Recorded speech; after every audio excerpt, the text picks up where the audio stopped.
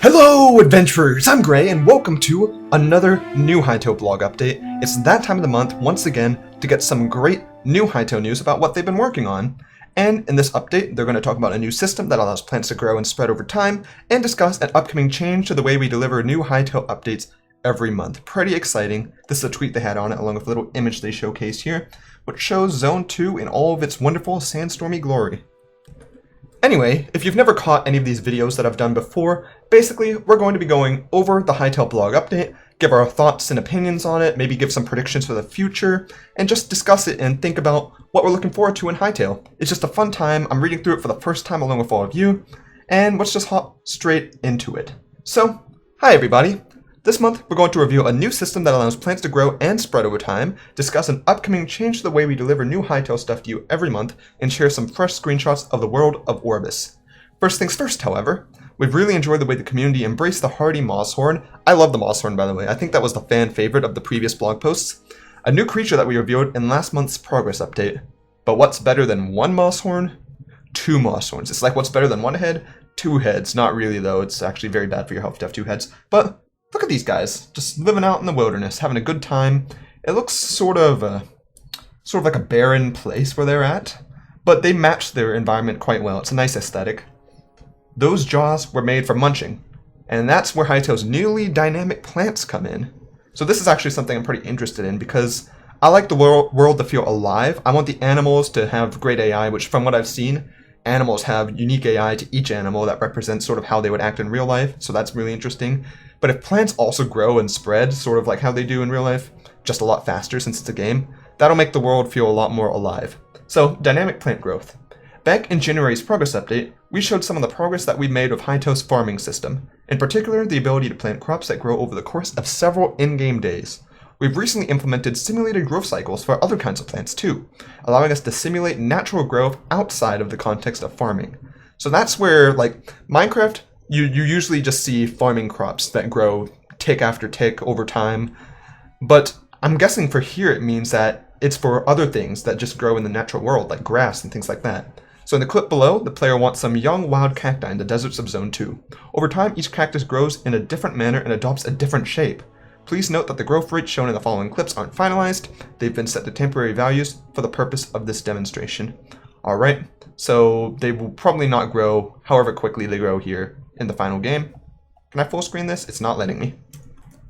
Alright, let's see this clip from the beginning. So they plant down the cacti in several different places here in Zone 2. And they should all grow into different unique shapes, I'm guessing.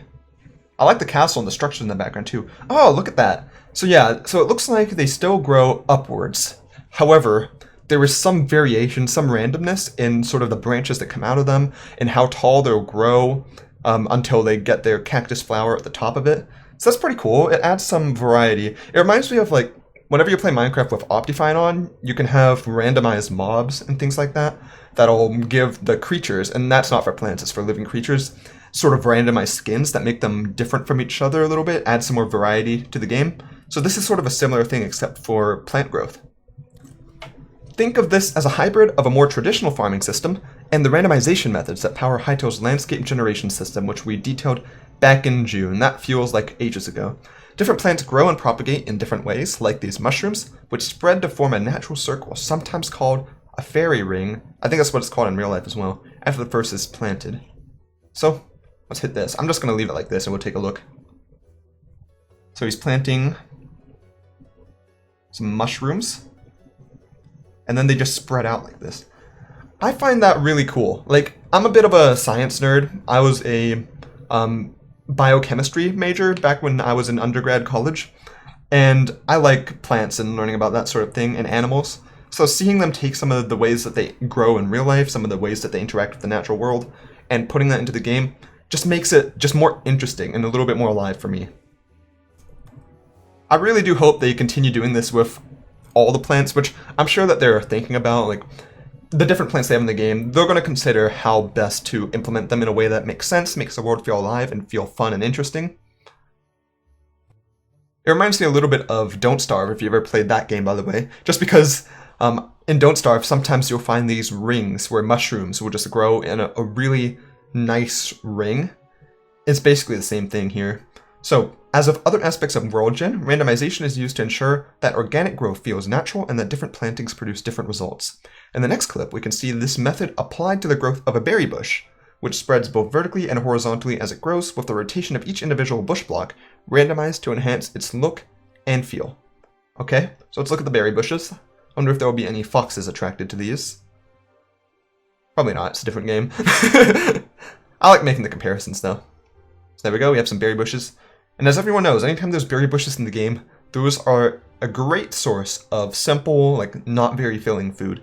But, wait a moment, I was not paying full attention. That was cool. So you plant these seeds sort of close together, and instead of just growing separate bushes, they just keep spreading, and then they sort of combine, and they just become one big bush. Okay, so it's not like just one block that's a berry bush. That's pretty cool. I wonder if you can harvest the whole bush at once, or if you have to pick them at each individual spot where you see like red. Do you have to go to each section? Or can you just like harvest 10 berries at once if it's a big enough bush? I don't know.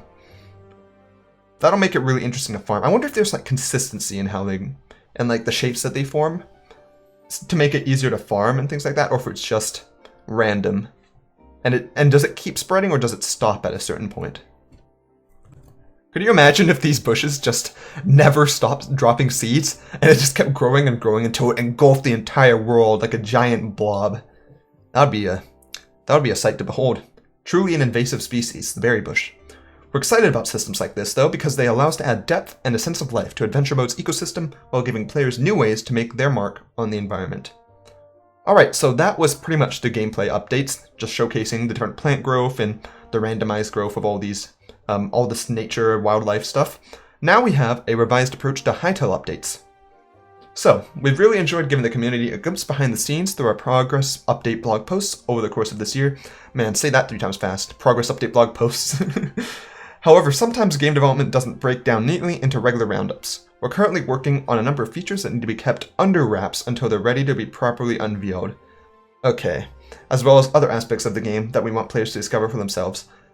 I was going to say, that makes sense. They've showcased quite a lot of Hytale, to be fair. Like, they've shown a lot more than a lot of games reveal before they're released. But I feel like they have to for Hytale, just due to the nature of the game. There's a lot of survival crafting games nowadays, and it's naturally going to draw comparisons to Minecraft. Let's be honest about that. People need to see that it's different from Minecraft, they can do things that they could never do in Minecraft, and that the whole game just plays differently, even if it has a similar sort of feel. It appeals to the same demographic of people, but it's still a unique game, and they need to showcase enough to let people know that. However, of course, they can't showcase everything. They can't tell us about the end game or the story and stuff like that, because that would just be spoilers. To be honest, though, I don't feel like they've revealed that much. They've revealed a lot, but I don't even know if they've gone to planets beyond Orbis, because I know there are other planets as well. Like, there's still a whole lot that they have yet to reveal to us. So our increased resources and expanding team have allowed us to make major progress in many important areas, and we've also invested time into ensuring that the game features we plan to deliver are in line with both the feedback we've received from the Hytale community, that's nice, and our own aspirations. I'm glad they're taking feedback from the community here. I need to be more active in the community, to be honest, but I barely have any time to be active in my own life. We're still actively recruiting, so be sure to check the jobs page for the latest openings if you're interested in joining us on this journey. If you have game dev experience, that is definitely an option. Please join them. If you're a good game dev, I want this game to be fantastic. And this is the image they showed in the Twitter post. It's a nice shot of Zone 2. You see some prefabs going on, a nice little sandstorm, some tents, which I'm assuming was built themselves. It's not like a tent block. And I like how this place is decorated. It's pretty cozy. Over the last few months, we've taken a long, hard look at almost every aspect of the game to ensure that it's on track to meet our goals. That includes things the community is familiar with, like the scope and structure of Adventure Mode, as well as parts of Hytale we've kept under wraps, like PvP. That is true, they haven't talked about PvP much. They have shown a little bit of PvP. I remember in that full trailer analysis that I did for the Hytale trailer, which you can check that out, it's on my channel. It's one of my favorite videos, it took forever to do. They did showcase some PvP. There's a little bit of Sky Wars that they showed off. There's a little bit of a sort of medieval battle that they showed off, where I believe, and they also showed how the fighting system works in general against like mobs and stuff, how different weapons can have different effects, knock back your shield or stun you, different elements, things like that. But they haven't really showed off PvP. We're approaching a point where we'll be ready to unveil parts of Hytale that we've never presented to the community before. That's exciting, new content. But we're not quite there yet. With that in mind, we think it's time to take a break from these progress updates so we can work towards a more significant set of reveals. Okay, so they're at least telling us this time that they're taking a break. Because last time they took a long break from progress updates, several months without it, and we didn't know why. We were very confused. We thought that the hype was dying for Hytale because they weren't revealing anything. And then they came back and apologized and did these monthly updates. So let's see what they have to say here. Also, these guys. Really cute, really cute. And a really pretty environment here. You've got some mountains, some caves, some flowers. I'm guessing this is Borea once again, Zone 3. We're not going to go silent in the meantime, however. That's good. Over the next few weeks and months, you can expect us to become more active on social media as we provide a new postcard from Orbis screenshot every week.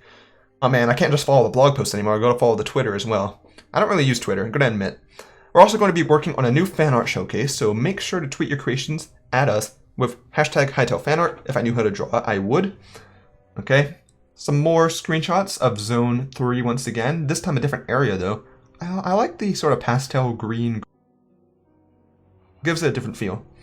The community's understanding and support means a lot. Game development is a marathon, not a sprint, and we continue to draw a huge amount of motivation from the enthusiasm for Hytale that we see online every day. Thank you on behalf of the whole Hytale team. Now, my thoughts on this? I'm glad that they're telling us ahead of time that they're going to be taking a break and that they're going to be giving some more substantial updates once this break is over. I do wish they kind of told us about when they would be back with these blog updates rather than just saying they're taking a break, because I don't believe they said how long it would be before they do the next progress update. No, they just said they're taking a break. So it could be quite a long time. But hopefully whenever they come back, they'll have some substantial things to talk about, like PvP, story, things like that. I kind of don't want them to talk about the story because I want to discover it myself. Maybe other worlds though, maybe some dungeons, maybe some bosses. I don't know, there's a whole lot that they have yet to discuss in this game that could be fun. And I hope that the wait is worth it when they get to that. In the meanwhile, I'm going to be checking out those postcards from Orbis screenshots that are every week. I'm not sure if I'll do a video about them. I might do like a monthly compilation at the end of the month for all the screenshots they had during that week. Maybe point out some things I see. They did say in the past, though, that they're going to be very conscientious and careful to not spoil what they don't want to spoil in screenshots and things like that, which is why I haven't really been analyzing a lot of these pictures that they've been giving in a recent blog post, because they have done well at hiding anything that we haven't been shown already in the blog posts.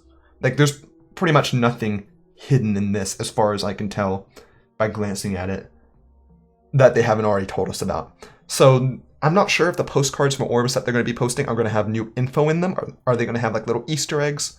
Not certain. We'll see how that goes though. Hopefully it's interesting and we can actually find maybe one or two, like, even if there's only one or two new details that pop up from these screenshots, maybe like a new mob in the corner, or a new animal, or a new monster, just something really unique in these screenshots, then that would be fine.